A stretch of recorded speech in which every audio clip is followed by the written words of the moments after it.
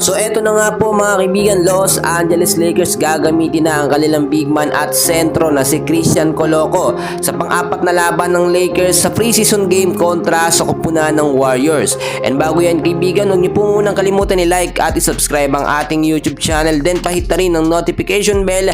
Maraming salamat po. Unahin na natin mga kaibigan sa huling naging laban ng Lakers kontra sa Milwaukee Bucks. 102-107 ang naging score.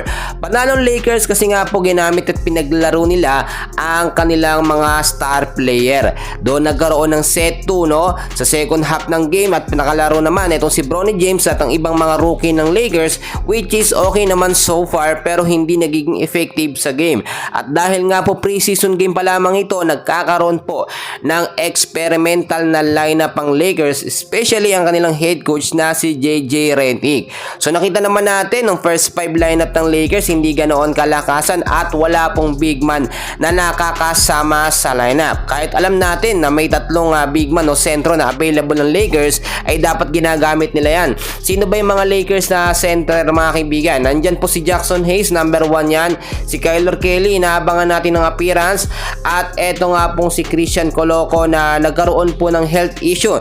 And as of now ay sa mga update, ito ay so far okay na at pwede nang maglaro. Sa magiging susunod nga po na laban ng Lakers kontra naman po sa kupunan ng Golden State Warriors, ay inaasahan na malakas at hindi ito basta-basta matatalo ng Lakers no kung hindi magkakaroon ng magandang line-up at sistema ang Lakers. Ayon din sa ating mga nakuhang update mga kaibigan, ay makakapaglaro na or posible nang makapaglaro ang big man or sentro ng Lakers na si Christian Coloco, which is alam naman natin magandang katandem no at kaduo nito nga pong si Anthony Davis mga kaibigan, which is nakita naman natin LeBron James, Anthony Davis, Christian Coloco, napakagandang tandem niyan sa loob. Biruin po ninyo, mas lalakas ang depensa ng Lakers kapag nagagamit nila yung mga big man o sentro nila na may experience na. So nakita natin na nagagamit lang madalas ngayon ng Lakers ay etong si Jackson Hayes no doon sa mga huling naging laban, which is ang ganda naman so far ng performance.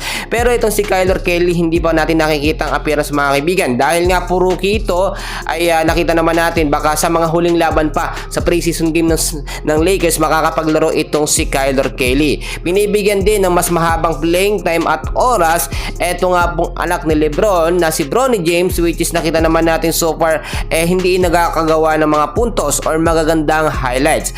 Doon na yung leaks bilang isang shooting guard no, mabilis kumilos pero hindi yun sapat para masabi natin na deserve ka makapaglaro sa Lakers. Kung hindi po kasi dahil kay LeBron ay hindi makakapaglaro, hindi makakapasok sa Lakers ang kanyang anak. Do alam naman natin na pag intense and crucial game, kabado itong si Bronny, nandiyan naman ang tatay niya para sumalo sa kanyang mga pagkakamali. Kinakailangan pa na masusing pagka-practice ni Bronny James para mahasa pa sa mga susunod na laban.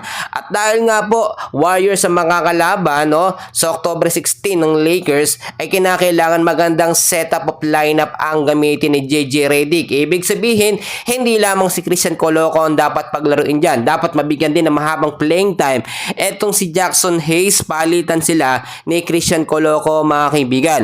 Hindi rin pwedeng sagarin etong si Coloco mga kaibigan dahil nga kakagaling lamang ito sa kanyang health issue at hindi ito pwedeng mapagod dahil kapag nagsimula ng regular season ay doon talaga lalabas ang tunay na lineup na pinakamalakas na lineup ng Lakers. So far yan lamang ating update, and please huwag kalimutan i-like at i-subscribe ang ating YouTube channel. Maraming salamat po.